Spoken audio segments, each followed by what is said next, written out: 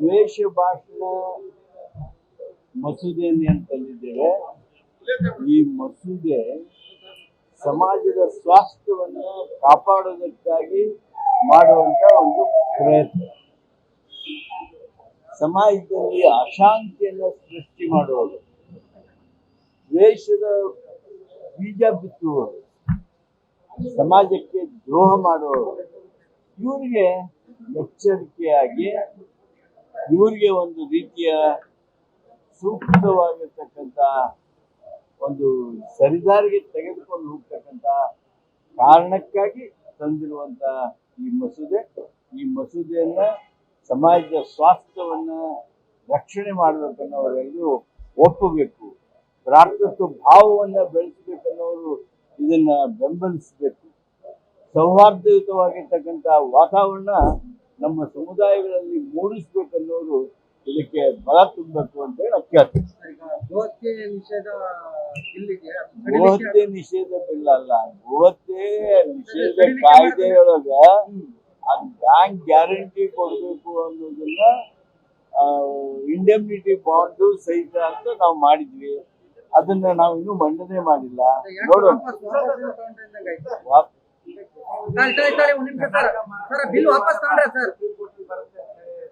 ಕರ್ನಾಟಕದ ಹಿತ ಐತೆ ಅಲ್ಲಿ.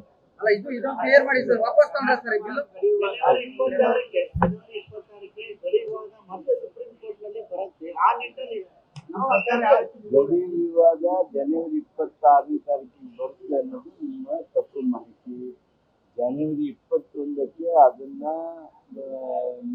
ಡೇಟ್ ಅನ್ನ ಈಗ ಕೊಟ್ಟಿದ್ದಾರೆ.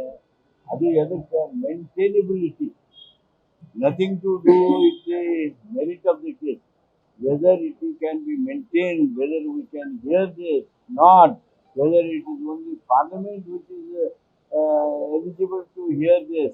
ಈ ಎಲ್ಲ ವಿಷಯಗಳು ಚರ್ಚೆ ಆಗಲಿವೆ. ಆದ್ರಿಂದ ಅದು ಜನವರಿ 21ಕ್ಕೆ ಅದಕ್ಕೆ ಏನ್ ಬೇಕು, ನಾವು ಕರ್ನಾಟಕದಲ್ಲಿ ನಮ್ಮ ಹಿತ ಕಾಪಾಡೋದಕ್ಕಾಗಿ, ನಮ್ಮ ಗಡಿಗಳ ರಕ್ಷಣೆಗಾಗಿ ಹಾಗೂ ಸಂವಿಧಾನದ ಪ್ರಕಾರ ಏನು ಇದೆ ಅನ್ನೋದನ್ನ ಸ್ಪಷ್ಟ ಮಾಡೋದಕ್ಕೆ ಸಿದ್ಧತೆ ಮಾಡ್ಕೊಳ್ಬೇಕಲ್ಲ, ಆ ಸಿದ್ಧತೆಯನ್ನ ಮಾಡ್ಕೋತೀವಿ. ಈಗಾಗಲೇ ನಮ್ಮ ಹಿರಿಯ ಮಾರ್ಗದರ್ಶಕರಾಗಿರ್ತಕ್ಕಂಥ ಮಾನ್ಯ ಸುಪ್ರೀಂ ಕೋರ್ಟ್ ಮಾನ್ಯ ಜಡ್ಜಿಯಾಗಿ ಸೇವೆ ಮಾಡಿರ್ತಕ್ಕಂಥ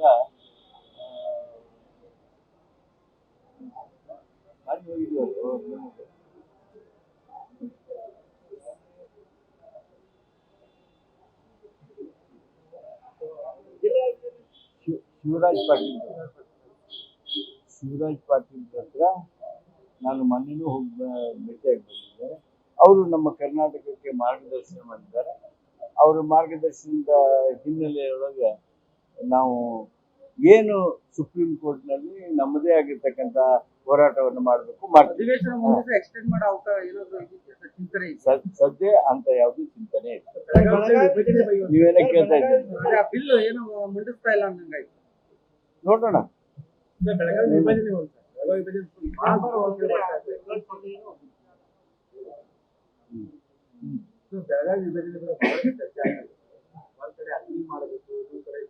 ಬೆಳಗಾವಿ ಜಿಲ್ಲೆಯನ್ನ